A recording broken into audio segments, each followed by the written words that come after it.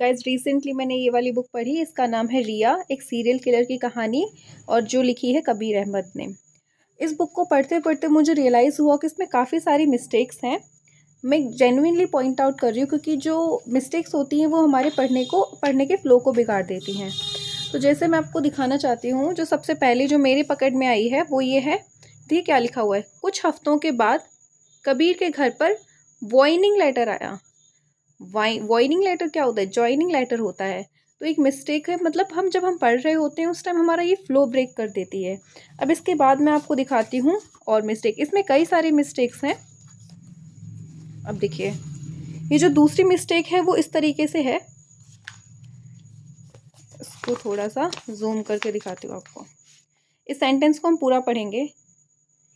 पहली बार मुझे कोई पोस्टमार्टम करने में घबराहट का सामना करना पड़ा और मेरे दिमाग में बस यही चल रहा था कि ऐसे दयनीय तरीके से आखिर कौन मार सकता है।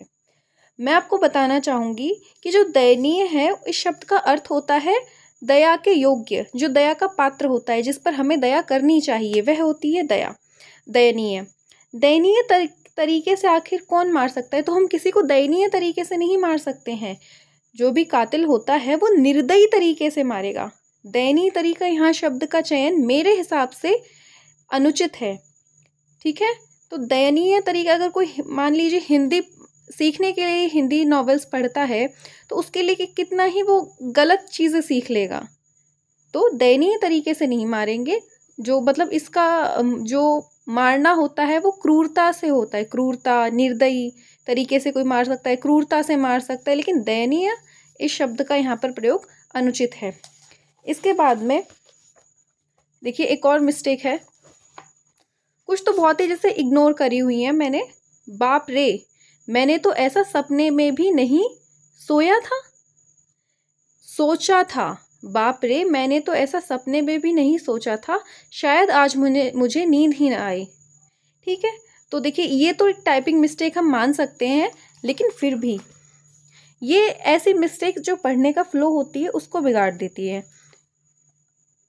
अब देखिए इसमें बहुत सारी जो मिस्टेक्स हैं वो तो इस तरीके से हैं कि भाई कहीं नुक्ता नहीं लगाया हुआ। एक है कि कॉमा गलत जगह पर लगा हुआ है तो वो एक अर्थ बदल देता है। वो कॉमा वाला तो मैंने ध्यान दिया था, बट उसका ये देखो, ये रहा शायद, खाकर पैदा नहीं हुआ यह कोई साइकोजीनियस है। तो देखिए कॉमा लगना चाहिए यहाँ हुआ के बाद में, यहाँ लगेगा कॉमा, यहाँ नहीं लगेगा। खाकर पैदा नहीं हुआ यह कोई साइकोजीनियस है। तो देखिए अगर मान लीजिए कोई हिंदी सीख रहा है ये इससे पढ़कर, तो बताइए वो क्या समझ पाएगा? खाकर पैदा नहीं हुआ यह कोई साइकोजीनियस है, मतलब कितना ही ऑड लग रहा है इसको पढ़ने में। अब इसको पढ़ के फ्लो बिगड़ जाता है। अब क्या करें? अब देखिए वो, थैंक गॉड अभी मुझे वीडियो बनाते हुए मिल गया, क्योंकि जब मैंने मतलब पूरी बुक पढ़ ली थी तो मैंने एक जगह नोट डाउन कर लिया था कि भाई कहाँ कहाँ मिस्टेक्स हो रही है। तो ये मेरा नोट डाउन करना रह गया, जो कि मेरे को अभी मिला है आप लोगों के सामने। अब देखिए और कौन से मिस्टेक्स हैं जो मैं बता रही हूँ, वो तो मैंने मतलब जो दिख गई हैं वो जो बहुत ही मेजर हैं वो हैं। उसके अलावा कई सारी तो मैंने छोड़ दी हैं, जैसे कि बहुत जगह नुक्ता नहीं लगाया। जैसे महज होता है शब्द तो महज लिखा हुआ है। दरवाज़ा होता है तो दरवाजा लिखा हुआ है। कमज़ोर होता है, कमज़ोर लिखा हुआ है। सरप्राइज होता है तो सरप्राइज लिखा हुआ है। तो नुक्ते वाली मिस्टेक्स तो लगभग सारी ही मैंने इग्नोर करी है। चलिए उसको पढ़ते टाइम इतना दिक्कत भी नहीं होती कि चलो कोई बात नहीं, उसको तो हम अवॉइड कर सकते हैं। अब ये वाली मिस्टेक देखिए,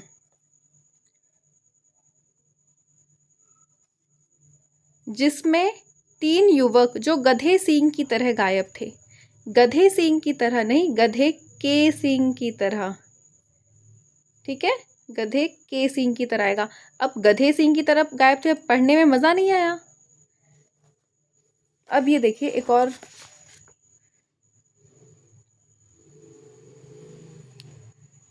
उसके हाथ हथकड़ियों से जकड़े हुए थे। टेबल पर अपने हाथ टिकाकर बैठी ज्योति के मुंह से दर्द की आवाज़ उभर नहीं थी। अब मैं मान लिए बहुत फ्लो में पढ़ रही हूँ, मेरा बहुत मन लग रहा है इस बुक को पढ़ने में, लेकिन अचानक से मैं ऐसी कोई मिस्टेक देख लेती हूँ। अब कुछ लोग बोलेंगे भाई आप तो पेन पेंसिल लेके बैठे थे मिस्टेक्स ढूंढने के लिए। जी बिल्कुल ऐसा नहीं है। मैंने जब इसको पढ़ना चालू किया, इसलिए शुरू में तो मैंने गलतियां देखी ही नहीं, मतलब इग्नोर किया कई सारी गलतियों, क्योंकि चलो कोई बात नहीं, हो जाती। जब बैक टू बैक मिस्टेक्स दिखने लगी तब मैंने पेंसिल उठाई है, ढूंढी है और फिर अंडरलाइन करना स्टार्ट किया है। तो ज्योति के मुंह से दर्द की आवाज़ उभर नहीं थी, नहीं रही थी। ज्योति के मुंह से दर्द की आवाज़ उभर रही थी। चलिए ये तो फिर भी हम इसको चलिए टाइपिंग मिस्टेक मान लेते हैं। अब आइए ये पेज देखिए, पेज नंबर 143 पे ऊपर मैंने एक छोटे से फेसबुक पर लेख लिखे हैं। अब छोटे से फेसबुक पर, फेसबुक छोटा सा नहीं है मेरे ख्याल से। इसका क्या होना चाहिए, अब अर्थ गलत निकल गया कि छोटा सा फेसबुक है उस पर लेख लिखे हैं, जबकि होना ये चाहिए था मैंने ऊपर मैंने एक, सॉरी एक भी नहीं आएगा यहाँ पर, ऊपर मैंने फेसबुक पर छोटे लेख लिखे हैं, मेरे ख्याल से ये आएगा। बाकी अब इसमें जो ऑथर है वो क्या कहना चाह रहे हैं वो मुझे ये समझ में नहीं आया, अगर ये लाइन है तो छोटे से फेसबुक पर। अब नेक्स्ट देखते हैं। अब ये देखिए, ये तो बहुत ही अजीब चीज़ है, या तो मेरे समझ से परे इसका क्या कॉन्टेक्स्ट है।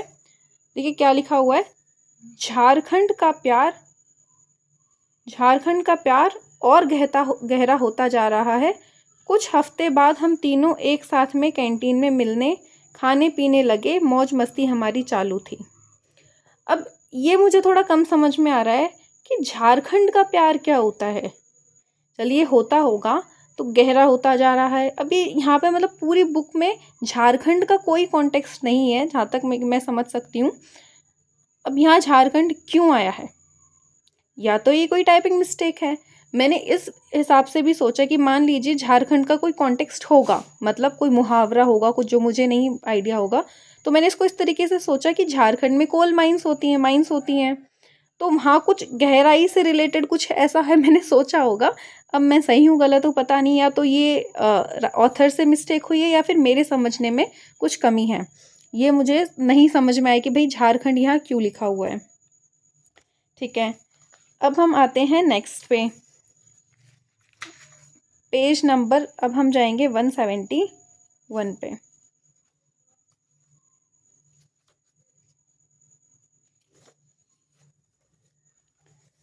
अब ये देखिए,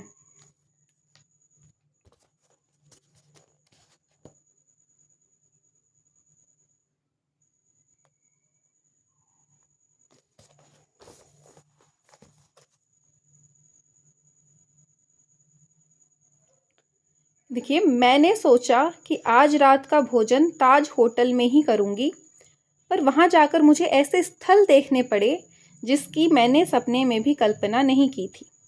अब यहाँ जो स्थल शब्द है, स्थल शब्द का अर्थ होता है जगह, स्थान, वेन्यू। तो देखिए किसी ने सोचा कि आज रात को मैं भोजन जो ताज होटल में करूँगी, लेकिन वहाँ मुझे ऐसे स्थल देखने पड़े, मतलब स्थल तो वो है ही, स्थान तो वो है ही। हम यहाँ पर मेरे हिसाब से ऑथर यहाँ कहना चाह रहे हैं कि सीन्स, जो वहाँ पर क्या देखा जा रहा है, सीन्स देखे गए, जो वहाँ पर दृश्य हुए वो देखे गए। तो मेरे ख्याल से ये होना चाहिए, यहाँ पर स्थल गलत शब्द है मेरे विचार से, पर वहाँ जाकर मुझे ऐसे दृश्य देखने पड़े जिसकी मैंने सपने में भी कल्पना नहीं की थी। अब ये बुक कोई बुक खरीदता है तो उसमें एक उसका एक अमाउंट जाता है, एक वो थोड़ा सा इन्वेस्ट करता है किसी चीज़ में कि हाँ उसको कुछ अच्छा मिलेगा, उसका एंटरटेनमेंट बोल लो, जो उसकी हॉबी बोल लो, तो वो एक पॉजिटिव डायरेक्शन में, कोई फ़ोन छोड़कर ही तो बुक्स पढ़ना चाहता है। तो भाई वो जब इतनी गलतियाँ देखेगा तो उसका मतलब क्या हॉबी रहेगी उसकी, वो जो उसने अपना फ़ोन साइड में रख के ये सोचा है कि मैं इसको बुक को पढ़ूंगी या पढ़ूंगा, कंप्लीट करूंगा। अब गलतियों में कोई दिक्कत नहीं है भैया, गलतियां हो जाती है, ये इंसानी समस्या है, लेकिन बार बार गलतियां होना और आप एक पब्लिश्ड बुक में गलतियां कर रहे हैं तो ये तो भाई सही नहीं है। क्योंकि हमारा टाइम का जो इन्वेस्टमेंट है वो ख़राब हुआ, हमारा फ्लो ब्रेक हुआ बार बार, हमारा जो पैसे का इन्वेस्टमेंट है वो एक तरीके से बेकार हुआ। तो ये जो कुछ गलतियाँ थीं जो मुझे इसमें बुक में दिखाई दी, वो मैंने आपके सामने पेश की है। बाकी ये है कि भाई अगर कोई व्यक्ति कुछ सोचकर बुक परचेज़ कर रहा है तो उसको वो चीज़ मिलनी तो चाहिए। मतलब मैंने इस बुक को फ्लिपकार्ट से ख़रीदा है 200 रुपये में, और मेरा टाइम वेस्ट हुआ, मेरा पैसा वेस्ट हुआ, क्योंकि मैंने मतलब इसका एक वीडियो देखी थी इंस्टा पर ही, जिसमें कि इस बुक को दर्शाया गया था और बताया गया था कि बहुत ही अच्छी थ्रिलर बुक है। हाँ, मानना पड़ेगा कि बहुत ही अच्छी थ्रिलर बुक है ये, लेकिन थ्रिलर का मज़ा भी तो तब आता है जब आप एक फ़्लो में पूरी तरीके से पढ़ते चले जाएं। और इस बुक का रिव्यू मैं कुछ इस तरीके से भी देना चाहूँगी कि भाई मतलब लास्ट में जब वो मरती है ना, जो नायिका होती है इसकी रिया, वो जब जिसकी डेथ हो जाती है बिना कुछ बोले, बिना अपने भाई से मिले, वो मेरे को चुभता है। मतलब यार एटलीस्ट कोई बंदा आया है तुम्हारे लास्ट में, जो रिया नाम की लड़की है, मतलब उसका सीन तुमने तुरंत ही ख़त्म कर दिया। चलो ये तो फिर अपनी अपनी सोच हो सकती है, ये तो सब्जेक्टिव चीज़ है। लेकिन एक और चीज़ मैं कहना चाहूँगी कि जो हमारा नायक है, जो नायिका का भाई है कबीर रेड्डी, वो एक बहुत ही इंटेलिजेंट ऑफिसर दिखाया गया है, एसपी है। तो मैं ये जानना चाहती हूँ कि जब उनको पता चला कि रिया नाम की लड़की है और जो कि अनाथ है, जब वो ज्योति स्टोरी बता रही थी तो उसने लास्ट में ये बताया था कि रिया ने मुझे ऐसी स्टोरी बताई थी कि वो अनाथ है और उसकी उम्र भी लगभग उनको पता थी, तो क्या उनके दिमाग में ये एक बार भी विचार नहीं आया कि ये मेरी बहन रिया हो सकती है? हालांकि उनको मतलब मृत घोषित कर दिया गया था, लेकिन उन्होंने उनकी डेड बॉडी तो नहीं देखी थी, उन्होंने उनकी फेस का पहचान तो नहीं किया था। तो एक बार उनके मन मस्तिष्क में ये ख्याल आ जाना चाहिए था मेरे हिसाब से कि रिया जो लड़की है, जो कि अनाथ भी है, वो उनकी बहन हो सकती है। एक मतलब पॉसिबिलिटी तो हम दिखा सकते थे कि हाँ कबीर रेड्डी ने ऐसा सोचा है। तो वो तो मुझे बहुत ही उस टाइम पे डम्प लगा कि वो ज्योति ने पूरी स्टोरी बता दी है स्टार्ट टू एंड रिया के बारे में, स्टिल कबीर रेड्डी ये बात नहीं सोच पाए कि उनकी बहन हो सकती है रिया। तो ये तो बहुत ही अजीब बात हुई।